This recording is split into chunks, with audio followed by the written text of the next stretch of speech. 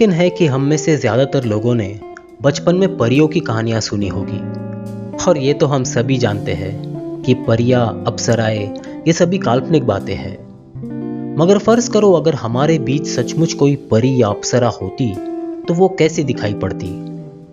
मैं अगर किसी परी की कल्पना करता हूँ तो मेरे जहन में सिर्फ एक ही चेहरा आता है, और आज मैं उन्हीं के बारे में बात करने जा रहा हूँ। ये वो है जिनकी आवाज़ में इतनी मिठास थी कि मानो सुनने वालों के कानों में शहद घुल गया हो, और खूबसूरती ऐसी कि मानो खुदा ने खुद उन्हें बड़े सब्र और एहतियात से बनाया हो।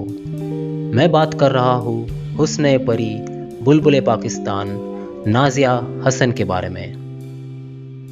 नाजिया हसन का जन्म हुआ था 3 अप्रैल 1965 को कराची, पाकिस्तान में। उनके वालिद बसीर हसन साहब एक बिजनेसमैन थे और वालिदा मुनिजा हसन एक सोशल वर्कर है। नाजिया उनकी सबसे बड़ी बेटी थी। फिर आए नाजिया के छोटे भाई जोएब और फिर छोटी बहन जारा। नाजिया और जोएब दोनों को बचपन से ही गाने का शौक था। उन दिनों म्यूजिक कंपोजर सोहेल राना साहब ने एक टेलीविजन प्रोग्राम की शुरुआत की थी जिसका नाम था कलियों की माला। इस प्रोग्राम में वे बच्चों के लिए म्यूजिक कंपोज करते थे और बच्चे गाकर उन गीतों को प्रेजेंट करते थे। नाजिया और जोएब भी इस शो का हिस्सा बने। नाजिया उस वक्त महज 9-10 साल की रही होगी और यहीं से म्यूजिक की दुनिया से उनका परिचय हुआ। 70 के दशक में नाजिया अपने परिवार के साथ लंदन शिफ्ट हो गई। एक दिन लंदन में ही किसी एक पार्टी में उनके वालिद की मुलाकात एक्टर फिरोज खान से हुई। फिरोज खान साहब को बताया गया कि नाजिया बहुत अच्छा गाती है। उन दिनों फिरोज खान साहब अपनी फिल्म कुर्बानी पर काम कर रहे थे और उन्हें इस फिल्म के किसी एक गाने के लिए एक नए सिंगर की तलाश थी। उन्होंने नाजिया के वालिद को कहा कि वो नाजिया को म्यूजिक डायरेक्टर बिद्दू से मिलवाए और उन्हें एक ऑडिशन दे। जब बिद्दू ने नाजिया को गाते हुए सुना तो उन्हें उनकी आवाज़ इतनी पसंद आई कि उन्होंने नाजिया को एज अ प्लेबैक सिंगर एक गाना गाने का मौका दिया, और वो गाना था आप जैसा कोई मेरी जिंदगी में आए।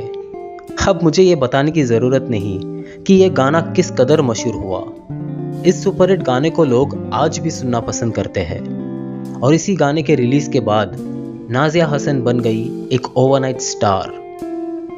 1981 में इस गाने के लिए उन्हें बेस्ट प्लेबैक सिंगर का फिल्म फेयर अवार्ड मिला, और इस तरह वो बन गई फिल्म फेयर अवार्ड जीतने वाली पहली पाकिस्तानी आर्टिस्ट। इतना ही नहीं, जब उन्हें यह अवार्ड मिला तब वो केवल 16 साल की थी, which made her the youngest playback singer to win this award, और ये रिकॉर्ड आज तक बरकरार है।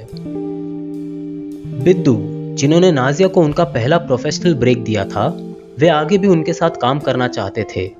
नतीजा ये हुआ कि उन्होंने नाजिया और जोएब के साथ मिलकर एक पॉप म्यूजिक एल्बम रिलीज किया जिसका नाम था डिस्को दीवाने। ये वो दौर था जब नॉन फिल्म म्यूजिक एल्बम्स केवल क्लासिकल, फोक या गजल संगीतों के ही बनते थे। इंडियन सबकॉन्टिनेंट में इससे पहले कभी कोई पॉप म्यूजिक एल्बम नहीं बनी थी। इसी लिहाज से डिस्को दीवाने अपनी किस्म की पहली म्यूजिक एल्बम थी। डिस्को दीवाने ने इंडिया और पाकिस्तान में धूम मचा दी। It became a rage among the youth of both the nations. In fact इस एल्बम को इंटरनेशनल सक्सेस भी मिली when it featured on the music charts of around 14 countries worldwide. The album went platinum within 3 weeks and very soon it went double platinum as well. The album sold over a record-breaking 14 million copies. Nazia और जोएब की popularity इतनी ज़्यादा बढ़ गई कि जब भी वे किसी नए शहर में जाते तब उन्हें देखने के लिए एयरपोर्ट पर लोग हज़ारों की तादाद में जमा हो जाते थे। डिस्को दीवाने के सक्सेस के बाद बिद्दू एक फिल्म प्रोड्यूस करना चाहते थे जिसकी कहानी भी उन्होंने खुद लिखी थी, और इस फिल्म में वे नाजिया और जोएब को एज लीड एक्टर्स लेना चाहते थे, मगर उन दोनों ने फिल्म में एक्टिंग करने से मना कर दिया और केवल फिल्म के गीत गाने के लिए वे राजी हो गए। आखिरकार इस फिल्म में कुमार गौरव और रति अग्निहोत्री को लिया गया। इस फिल्म का नाम रखा गया स्टार, और यह 1982 में रिलीज हुई। इस फिल्म के सभी गाने नाजिया और जोएब ने ही गाए।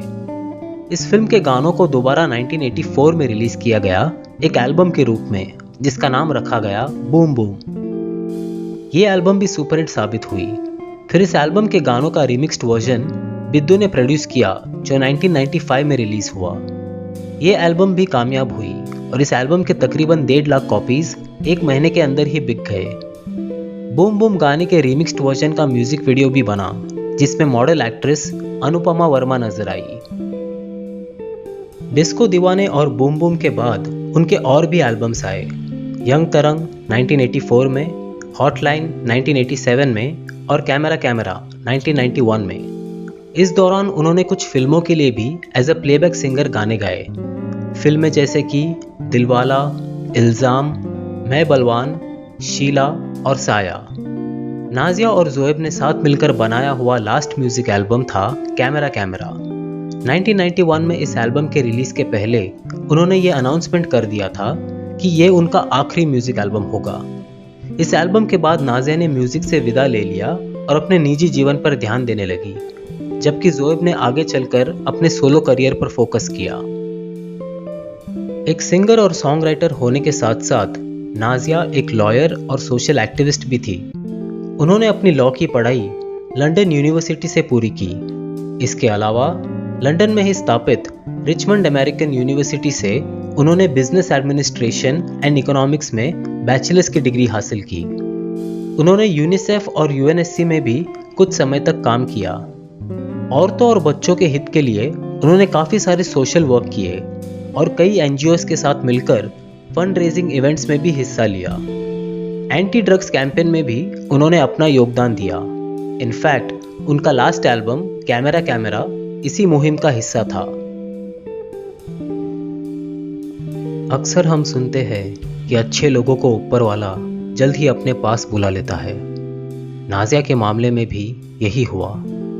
जितनी खुशी वो अपने आसपास के लोगों में बिखेरती थी, उनका निजी जीवन उतना ही ज्यादा दुखमय था। एक असफल शादीशुदा जीवन के अलावा उन्हें एक जानलेवा बीमारी ने जकड़ लिया था। She was diagnosed with lung cancer. उनके आखिर के कुछ साल तकलीफ भरे रहे। उनकी जिंदगी में उस दौरान अगर कोई खुशी की वजह थी तो वो वजह थी उनका बेटा आरेज। नाज़िया को उनके मुश्किल समय में उनके माता पिता और भाई ज़ोएब का सहारा था, मगर उनकी सेहत बहुत ज़्यादा बिगड़ने लगी थी। उन्हें लंदन के एक अस्पताल में भर्ती करवाया गया था। एक पल ऐसा भी था जब लगा कि उनकी तबीयत सुधर रही है, मगर अस्पताल में भर्ती होने के 3 दिन बाद यानी 13 अगस्त साल 2000 में उनकी हालत एकदम से बिगड़ गई और कुछ ही समय बाद वो इस दुनिया से चल बसी। वो महज 35 साल की थी जब उनका इंतकाल हुआ। उनके गुजर जाने के बाद उनके चाहने वालों के दिलों में मायूसी छा गई और इस दुनिया ने एक अनमोल और नेक दिल इंसान को हमेशा हमेशा के लिए खो दिया। Nazia along with her brother Zoeb had opened the doors for upcoming pop singers in a music scene that was primarily dominated by film music. By being able to sell millions of copies of their albums, they became trendsetters and led the way for the younger crop of singers and musicians who went on to launch their own private albums. In the coming years, we saw talents such as Sunita Rao, Lucky Ali, Alisha Chenoy, Shweta Shetty, Mehnaz, Anaida, and many more. The foundation for the indie pop genre though was laid by the sibling duo of Naज़िया and Zoeb Hassan. For her contributions in the music industry, Naज़िया was conferred with the Pride of Performance Award, which is the highest national literary award of Pakistan. ऐसे तो नाज़िया के कई गाए हुए गाने मेरे favourites में से है, मगर मैं उनमें से मेरे 10 पसंदीदा गाने आप लोगों के साथ शेयर करना चाहता हूँ। नोट कीजिए कि इस लिस्ट में मैं आप जैसा कोई और बूम बूम को इंक्लूड नहीं कर रहा। ये गाने काफ़ी पॉपुलर है और मैं चाहता हूँ कि आपको नाज़िया के दूसरे गानों के बारे में भी पता चले। तो उन 2 गानों के अलावा मेरे 10 फेवरेट गाने हैं दिल मेरा ये कहता है, लेकिन मेरा दिल, आंखें मिलाने वाले, डम डम डीडी, तेरे कदमों को, कोई नहीं, आपका शुक्रिया, मुझे चाहे ना चाहे, कैमरा कैमरा और अजनबी। आप लोग भी मुझे नाज़िया द्वारा गाए हुए आपके फेवरेट गाने नीचे कमेंट सेक्शन में बता सकते हैं। नाज़िया हसन मेरी ऑल टाइम फेवरेट सिंगर है और इसलिए मुझे खुशी है कि मैं उनकी याद में ये ट्रिब्यूट वीडियो बना पाया। नाज़िया को south Asia's queen of pop, sweet heart of Pakistan और बुलबुले पाकिस्तान भी कहा जाता है। हिंदुस्तान और पाकिस्तान की म्यूज़िक की दुनिया में उनके योगदान को हमेशा याद रखा जाएगा। Ladies and gentleman, presenting Nazia Hasan.